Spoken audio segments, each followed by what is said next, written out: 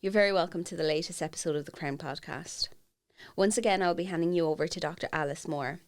Her guest this time around, Dr. Siobhan Cusack, has an incredibly interesting perspective as a parent of a client family at Crann, a board member and Director of Research Strategy and Projects in UCC's Office of the Vice President for Research and Innovation. As she explains, she gravitated to Crann's two-gen whole family model of care as a service user and has gone on to strengthen and grow Crann's connection with University College Cork, which led to the signing of a Memorandum of Understanding in late 2023, strengthening the research collaboration between our two organisations. Enjoy the conversation.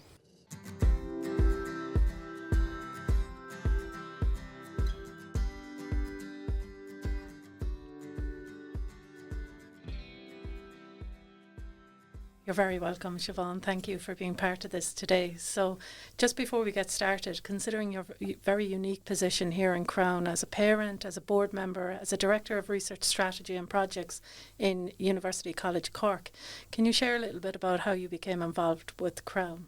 Absolutely. I'm delighted to be here today and talk about Crann. I'm, as you say, wear multiple hats when I engage with Crann. I first engaged as a service user, and my son benefited just so enormously at a time of great need for us as a family from the services that Crann offered. And I was very lucky because that was back in 2019, really when we needed the services most and Crann was beginning to get off the ground. And the more I saw this, how the Crann model of care worked for my son, for his siblings, for me, then as a parent as well, the more I thought I really want to get involved in this. I really not only valued the services that I received and the support I received, but really saw the benefit that could be amplified to other families and even across other sectors. I always say coming to Crann is like getting a great big hug. You feel supported, you feel really heard, really seen, and you get the practical support that you need as well.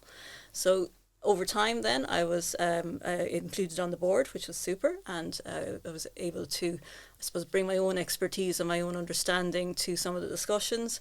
And then as my position in UCC as the Director of Research Strategy and Projects, I was able to see where the connections could be made, where Crann's mission to bring the value and benefit of the two-generation wraparound whole of family model of care, needing the evidence to demonstrate that value beyond the anecdotal, I could see where UCC could play a huge part in that. So, from wearing those two hats, from having both perspectives, it's been useful in stitching the expertise that's in UCC with the lived experience that's in Crann. It's that multiple hats which brings a lot of support in terms of our collaboration then with UCC. So there was a memorandum or a community partnership signed with University College Cork last December in 2023. And really we've worked very closely over the last number of months. I suppose I became involved with Crann in March, more formally as Research and Impact Lead.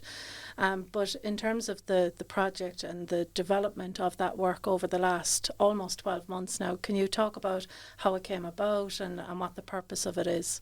Absolutely. So as part of my work on the board, I could see that there was pockets of research happening, and really good research, not least your own, in working on the design and the build of the inclusive playground. And that, as an award-winning project, has brought not only the practical joy and benefit to people here in Crann and the families here in Crann and the wider community through the schools that some of the Crann families attend, but also the benefit it has brought to UCC in terms of the learning about that absolute on-the-ground, real-world needs that people have to have that inclusive environment where they can engage, sometimes for the first time, with their siblings, with their friends, sometimes just with the playground itself. So I could see the little pockets that were happening there, and I thought there's definitely a structured way to do this. So the Memorandum of Understanding, this community partnership, engaged research is a very core part of UCC's strategic plan. And what do I mean by engaged research? It really is the voice of the end user, the person who benefits from the research or who is impacted by that research, being included at every stage, from the concept and the design, the idea from the very beginning, the whole way through the research itself, and then tying off the circle by being included in the outcomes, the outputs, the outcomes, and the impacts that accrue from those. So the memorandum of understanding really formalises some of the activity that was already happening on an ad hoc basis and gives us a platform to engage with the entirety of the research community through the research they do in UCC, but also the academic work, so the learning, the teaching, what we develop through programmes to educate our students, also through the students themselves, through the societies, and then our alumni who are worldwide. And it really has been that very natural fit when you talk about engaged research there and doing research with rather than for. How has that lended itself to the development of our work over the last number of months? I think we have shared values. A place for everybody, nobody left behind, and that again has given us a really strong foundation to bring our own agenda. I use the word not in the cynical sense, but certainly our own hopes and ambitions, our dreams together into a common path. So if we look at the engaged research piece, but also the inclusivity, so again, place for everybody, nobody left behind, it really speaks to us as a whole. Working with people where we can co-design, co-create, co-develop solutions. And we do that by asking the right questions, focusing on what's actually needed, what people need, what they want, and then working towards developing the research that will inform policy, that will then lead on to service change. So implementing the policy to make things better. There's a lot of work has gone into actually putting a framework on that. As you know, the last 12 months have been quite full, because you don't do something well by doing it in an ad hoc way. It has to be very structured, and it has to be built on a very, very solid foundation.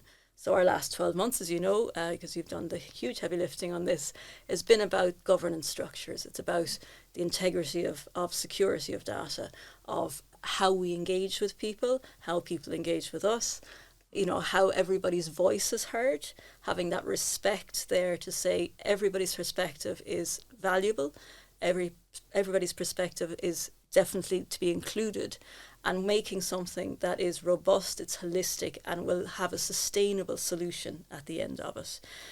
And we've already started this, as you know, to really move forward, develop a strategy that will look at what we actually want to do with the voice of the service user, the service providers also, so colleagues here in Crann, really to the fore on that, and move forward then in a very exciting and very focused way to provide the evidence that proves that the services provided here, the two-generational approach, the whole of family wraparound model of care, is the one that best meets the needs of people with neurophysical disabilities. Absolutely, and I suppose there's many people to thank in UCC over the last number of months that have given so generously of their time, but I suppose I've worked most closely with yourself, being responsible for leading the research here, and sometimes people think what's involved in that role, and you mentioned it there in terms of actually what is our big question here, what are we trying to do?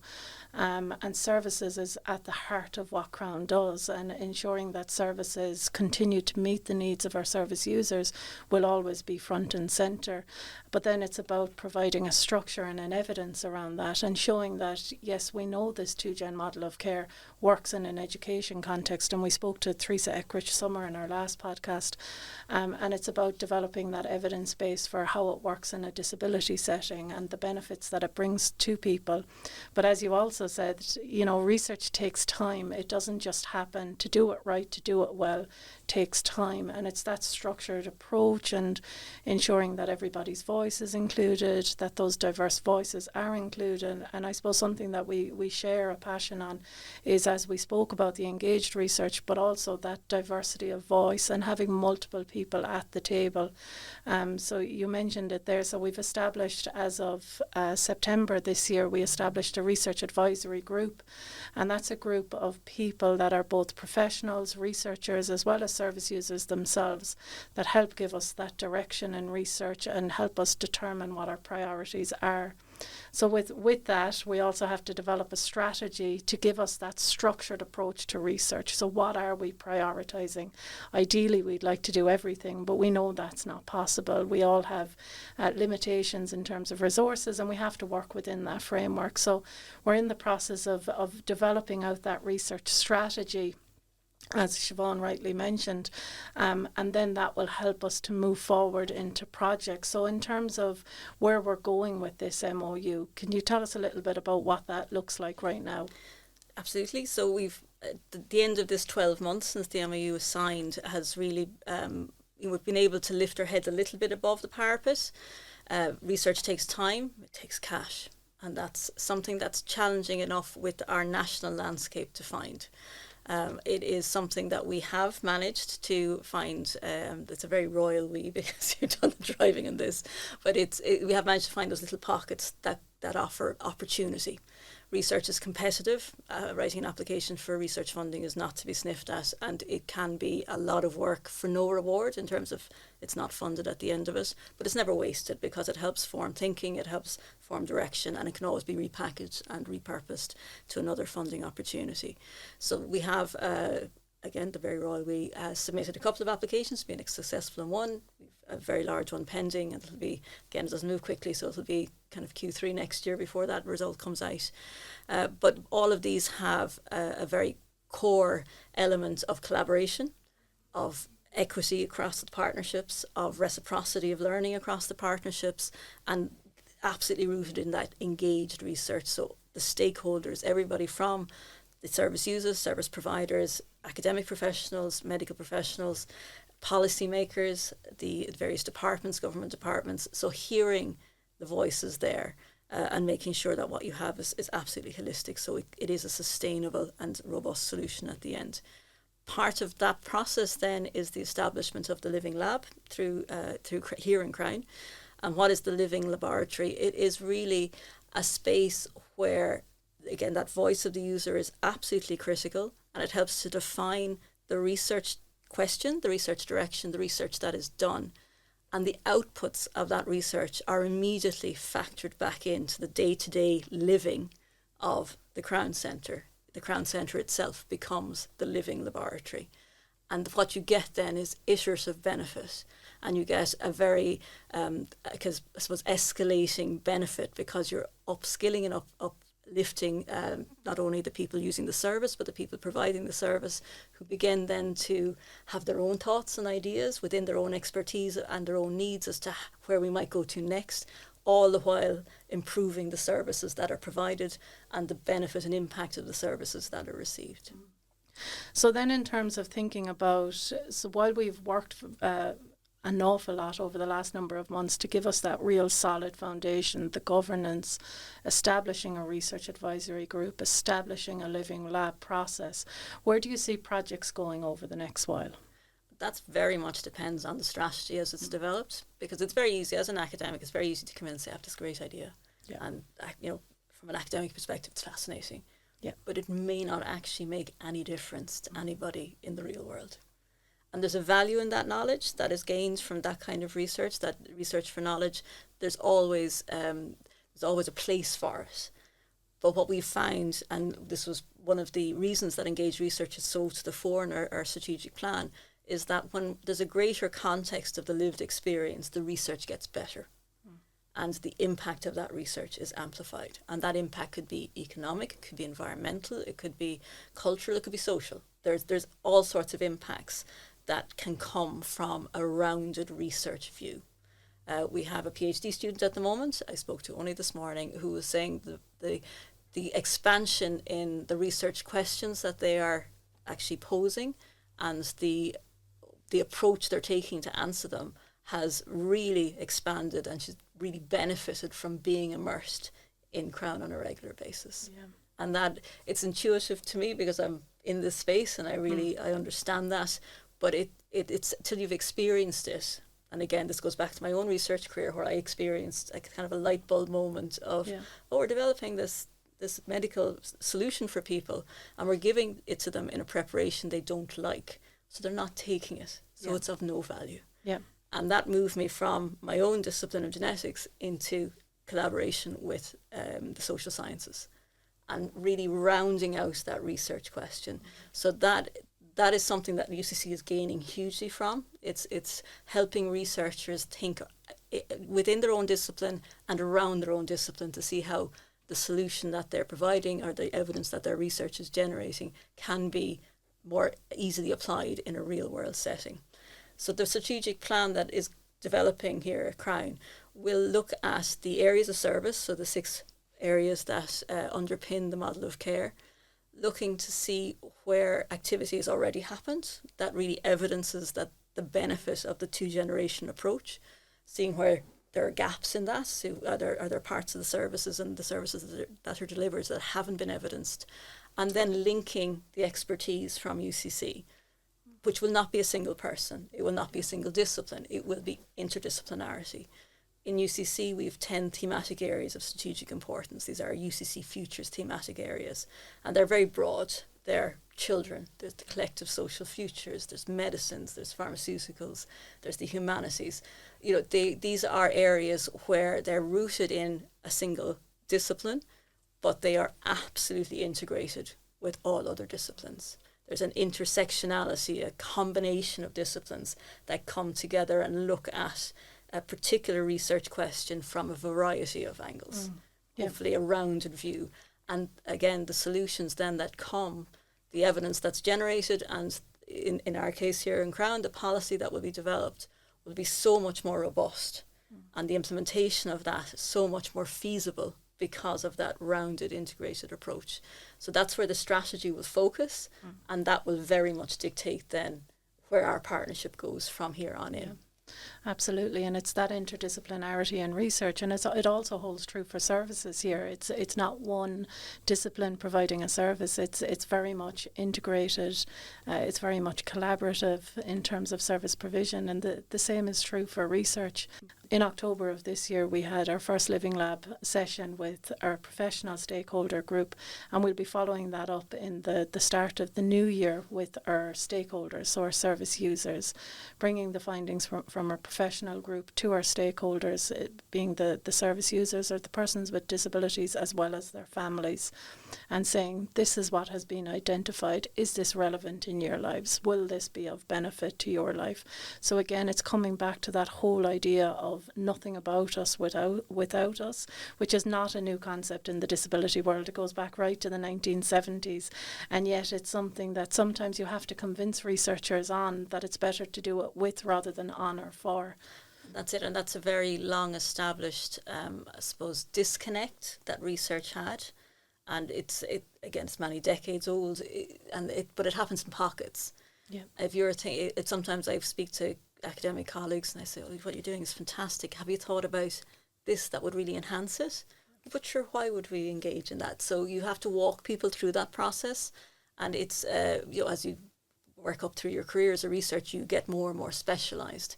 So it takes a lot of effort to expand, but certainly the national and international landscape is very much recognising the value of interdisciplinarity. So like everything, Money Talks, they're forming an awful lot of their terms and conditions around their grants around that interdisciplinarity, around inclusion, around looking at real world impacts, real world solutions, something that will really matter to people, be it from an economic or a social or a cultural or sustainability, environmental kind of approach. The Living Lab process is so useful to get that variety of voices into a single setting that then can be discussed and framed and really shaped into something that helps everybody move forward. The Living Lab process with the stakeholders is going to be hugely beneficial, because it'll at that presentation of the professional groups to say, this is what we're identifying as really pinch points and things that need to be resolved, but also what do you think, what do you bring from your experience that can enhance this as well. So it's not just a static thing of choose one of these, it's very much this is what we're starting with, how do you add to it? And what everybody forgets, and this is something that if I ruled the world would be etched over every doorway, is that everybody's a researcher. Yeah. Because every one of us has an experience, has a perspective, has an opinion, has a lived experience that is unique. So as you do anything in your home, in your workplace, out in the world, and you think, oh, that could be a little bit better. Yeah. That's your inner researchers talking to you. Yeah. So it can be very hard. I know colleagues in Crann were like, oh, research is something that's done by somebody else. You know, it's Alice and Siobhan, they do the research. It's like, no, everybody that walks in the door here today is a researcher, because you're experts in your field, or you're expert in your own lived experience. You have that full context. So it's about, in the best possible way, mining that and making sure there's an avenue or vehicle or a platform for you to share that. And that will feed into the collective, which becomes such a strong thing. Yeah, and as you say, there is that sometimes people think that research is a very specialised set of expertise and skills, which it is, but everybody has that research. Everybody has that inner researcher in them. We all do it. We all do it in our everyday life. We're all detectives in one way or another in terms of figuring out who did what in the house when you find something broke. But we do all do research in our own daily lives, but at different levels and at different capacities. But I think sometimes when people hear research, they think, oh, that's not for me, or I'm not a researcher, or I couldn't contribute to that. Whereas actually what we're saying is, everybody can contribute and everybody has an equal voice, and that's why we hold living lab sessions in a set of professional stakeholders and user experts, is to hear those diverse voices and those diverse perspectives. So really it's about ensuring that we don't place research as something that's separate to us, or it doesn't belong to me, or I couldn't contribute to that in any way. Everybody can contribute to research and does, and definitely here in Crann it's something that we've been on a journey with over the last number of months in terms of bringing everybody on that journey and ensuring that we select an ethos and approach that is the right fit for Crann, and that being engaged research. The right fit is also about our research advisory group. It's about the living lab. The right fit is about who we collaborate with in UCC and other collaborations. So you've also supported us in terms of our collaboration with our colleagues in Northwestern University, and Teresa Eckridge Summer in particular as part of the new 2Gen initiative. Can you talk a little bit about how we work collaboratively on that? Absolutely. So it's been a real joy to get to know Teresa. She's an expert in 2Gen in the educational setting. She brings a wealth of expertise, of knowledge, an eye that can shape a research question into that 2Gen model. So again, you get into a track with research. You think, oh great, this is a great question. You've brought in the additional voices. You've heard the needs of everybody, and they've contributed to make something really, really good. And then you focus on one little bit in the middle. So she's brought that absolute eye to be able to shape all of our research thinking in a 2Gen approach. It has been wonderful as an academic colleague to see her process and to see the expertise that she brings. It's of huge interest, and it's certainly strengthened ties between UCC and Northwestern University. We're reaching out in towards the implementation space now, so it's not just the policy, because policy is no good if it sits on a shelf. It doesn't matter how beautifully written, how applicable, how important it is. If it's not actually lived and used, it's of no use at all. So you need to have, with the evidence that defines policy, the feasibility, how feasible is it to do, how are you actually going to do this, which would be the people, the costs, the locations, but also, is it the right time? Yeah. And that's sometimes the most critical thing. If you publish a piece of policy in the midst of a run-up to an election, for instance, is it going to be read? Unlikely. So there's a lot of combinations of elements that come together to make something a success, and Teresa really brings that expertise to help us just think about how we shape the research and how we move that into something that's actually tangible for people. And it's that real collaboration, and as you spoke earlier about the benefit that it brings to UCC, it's that mutual benefit for us all to be involved. Teresa's background is in education, disability is quite new, but collectively it's that difference that we can make, and really shaping a research here in Crann that stands true and that has the capacity to make a real change and an impact for people first and foremost, and policy and systems. And trans-jurisdictional. So we're looking at Northwestern universities in the United States. We have Crann here in Cork in Ireland, but the conversations we're having are applicable across both, which means they're applicable globally. So what we will have at the end of this research strategy is not something that's finished, but something that's in a robust state that will define a policy that could be picked up. So the approach that we know intuitively works, that we have the evidence for, and the policy says this is how we're going to do it, can be picked up and put into other health sectors. It can be put into other sectors entirely. It can be put into other countries. It can be something that can be picked up and say, this is the way to do it, not just with the individual, but the individual, their family, their community, their region. This is how we do it. It's those concentric circles. If you drop a pebble in a pond and you see the impact of that going ever outwards and benefiting all those that it touches.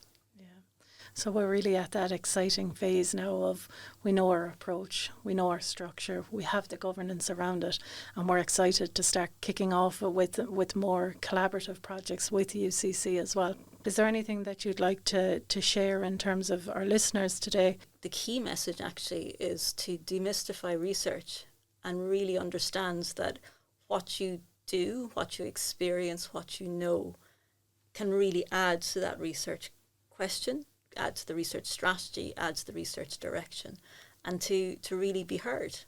And that's it. It's that demystifying and ensuring that we have all the voices at the table. Everybody has a voice in terms of the research that Crann is doing. And we want to encourage people to engage with our research with that equal voice. Again and again, we see in research that the expertise of quite brilliant people, we were leading experts across multiple disciplines in UCC. We're very lucky with the cohort of expertise that we have. Their research is only ever enhanced by speaking to people who will ultimately be impacted by their work. Yeah. Absolutely. And I suppose I'm just thinking about my own work with very young children, and voice isn't just spoken language, and the way in which we perceive voice and give opportunity for voice and hearing it in different ways is done with really innovative tools and methods to support people to have their voice heard in the multiple different ways in which voice can come across. There's lots of scope in terms of where we go next and what those next steps are. But we can only be supported with having the right people on the ground doing the research with us. And I'm really looking forward to getting to that next stage. We spoke about, and you mentioned it at the start, about taking this pain up front in terms of getting the structures in place. But with good structures comes great research. And great flexibility, because you know you have a solid foundation from which to pivot. The very nature of research is that it's change. Yeah. Because you're changing your understanding, you're changing the way of doing something. You have an idea and you work towards that idea, but you find something along the way that knocks you completely off on a tangent, which is because it's much more beneficial. Yeah. So its very nature is that, and there's an excitement in that, but we're always rooted in that core. Family is at the centre of everything we do. And the outputs, the impacts, the benefits and value of the work that's done with the stakeholders is to make sure that it's constantly refocusing into something that's tangible, lived and experienced. The benefit is there with the family. Absolutely, and flexibility is key to everything we do, really, and that flexible approach has been something that we see in terms of having the living lab process, having the research advisory group. They'll continue to provide that structure and governance around being our critical friends and ensuring that we stay true to what we said we'd do and meet that commitment and also pivot where we need to ensure that it remains relevant to our service users and Crann as an organisation.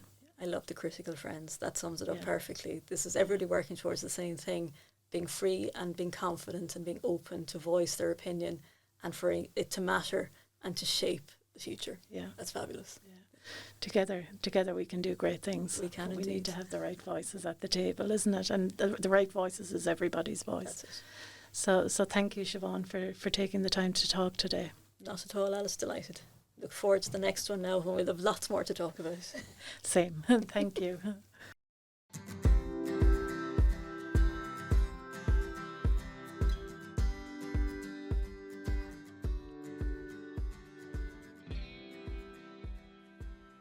This podcast has been recorded at the Crann Centre. For more information about the topics discussed in this episode, please see the show notes in the description. For more information about the supports Crann provides to families living with neurophysical disabilities in Munster, please see www.crawncentre.ie.